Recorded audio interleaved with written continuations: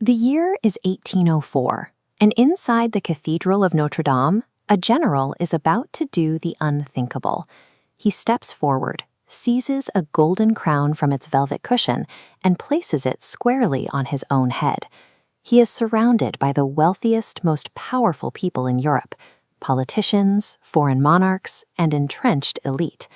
Yet the man declaring himself Emperor of France possesses absolutely no royal pedigree. For centuries, the rules of European power were rigid and unyielding. To rule a nation, you needed an ancient bloodline, immense inherited wealth, and the blessing of an established monarchy. Napoleon stepped over barriers that had stood for 1,000 years. To see how he bypassed a social order that rejected him, we have to look back at the moment that society first tried to push him out. The story starts far from the palaces of Paris. Napoleon Bonaparte was born in 1769 on the small Mediterranean island of Corsica. It was a remote, quiet place, entirely disconnected from European high society. His family was a long way from wealthy. His mother, raising 8 children under strict discipline, instilled a harsh reality in her son. Life is difficult, and you have to fight for every single thing you want.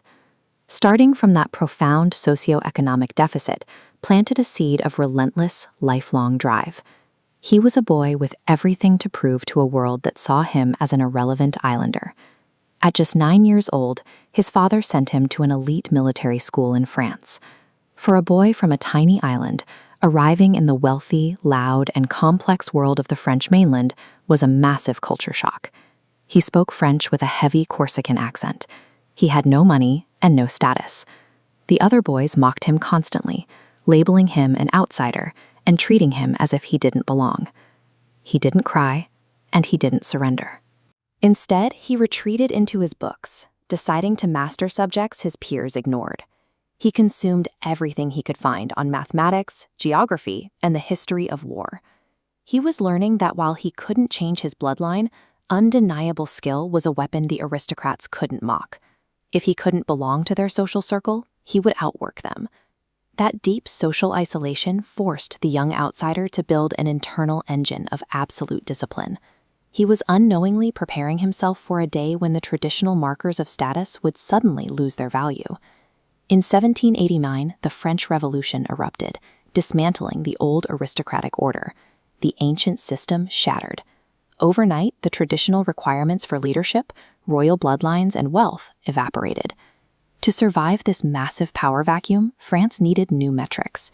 The environment now rewarded rapid decision-making, clear thinking, and unhesitating bravery. The lonely, disciplined boy from Corsica had spent his entire life training for exactly this environment. He fought brilliantly, inspired the men around him, and adapted so effectively that he was promoted to general at the astonishing age of 24. But he didn't stop at the rank of general.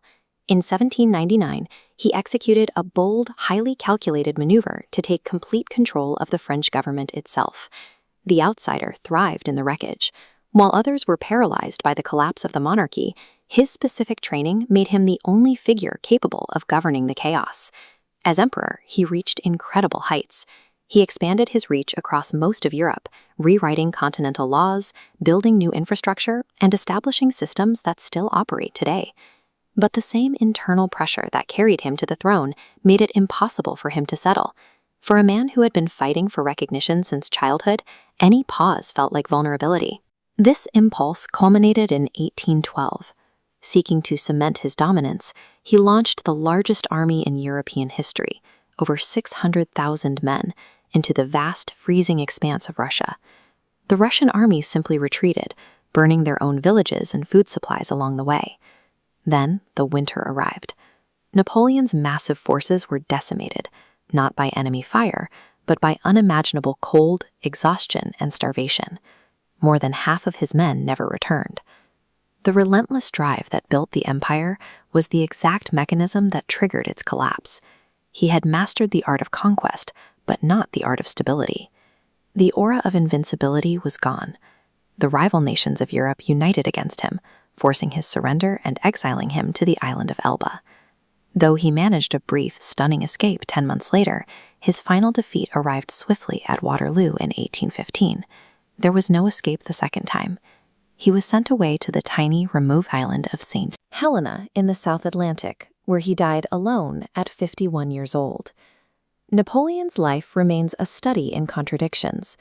It proves that absolute dedication to knowledge and effort allows a mocked outsider to reshape the entire world. But it also leaves us with a stark warning.